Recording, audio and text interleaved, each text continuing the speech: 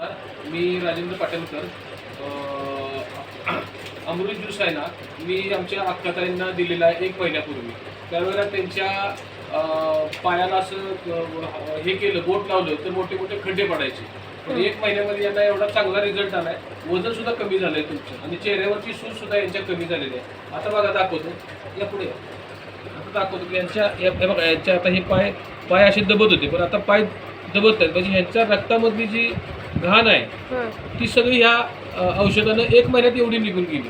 अजून 3 महिने घेणार आहेत. ह्या 3 महिन्यामध्ये यांचं वजन पण कमी होईल आणि पूर्णपणे बारीक होतील. तर अशा पद्धतीने हा अमृत ज्यूस आहे. तर तुम्ही काय सांगाल अमृत ज्यूसच्या बद्दल?